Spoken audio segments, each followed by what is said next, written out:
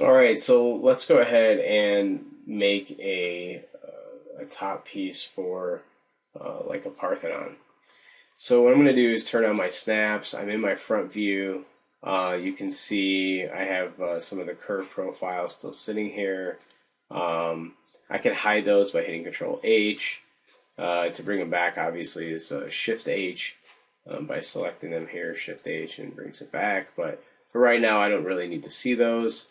I'm going to go ahead and just make sure I have my CV tool activated, and I want the options because I want it on one linear. So by default it's on 3 cubic, but I want it to be on one linear.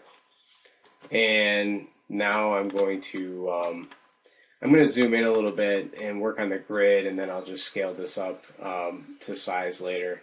So let's go ahead and just click on the grid, click again, and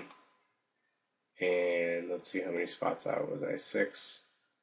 There we go. There, and then there. Okay, so you can see that that looks pretty perfect. Let's go into perspective view,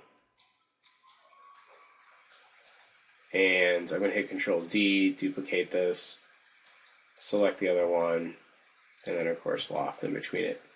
And the loft's facing the wrong way, so let's just reverse the direction. Now we can see it properly. Okay. Now this looks all well and good, but we want to fill this hole in the front here. So the way I'm going to do that is I'm going to go back to my convert and convert this into polygons.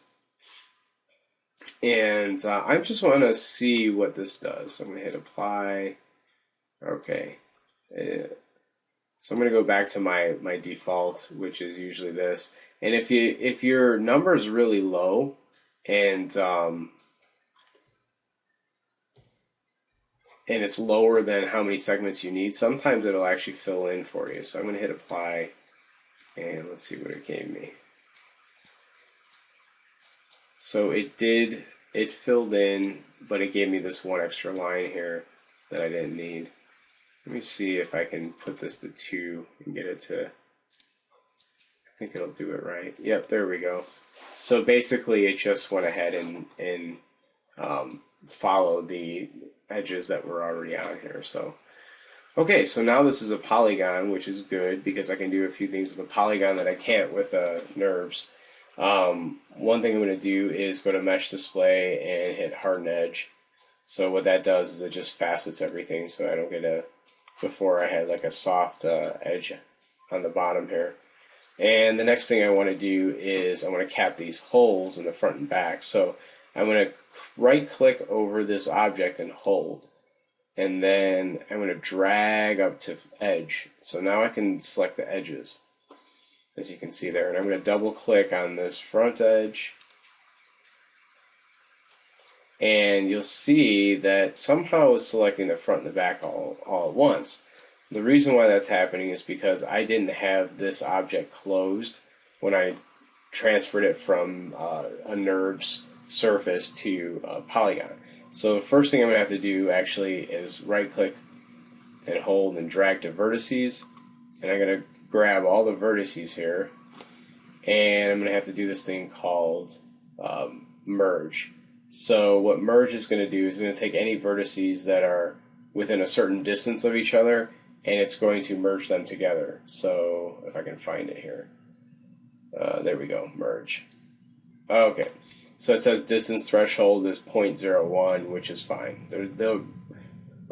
If you have this thing go too high, let's see, 10, you can see like it'll merge vertices that you don't actually want.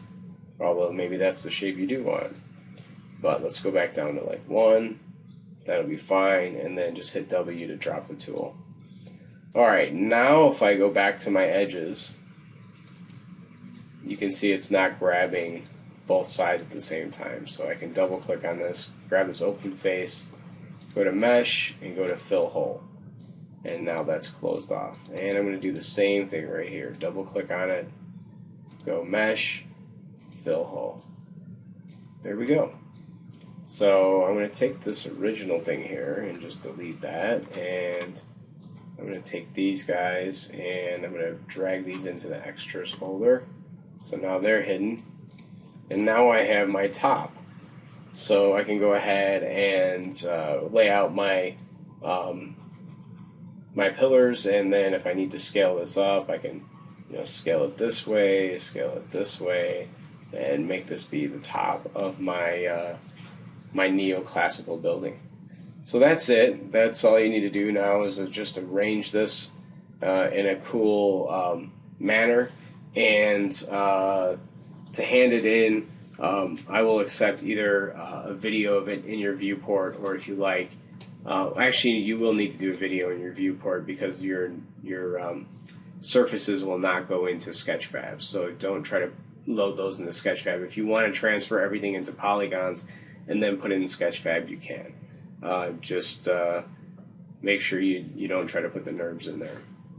Alright, so that's the assignment. So on your website, basically what it should look like is you'll have a video of your final product, just like last week, and then you'll have where your references were for what you were working on below it. So it's basically the same format as you had last week. And the other assignment for this week, that will actually be all the way on the bottom of week 2. So you'll have basically a slideshow for that as well, and maybe some text fields if you need it. Okay, so that's it for week 2's assignment. I believe it's assignment 7, and have fun making this object.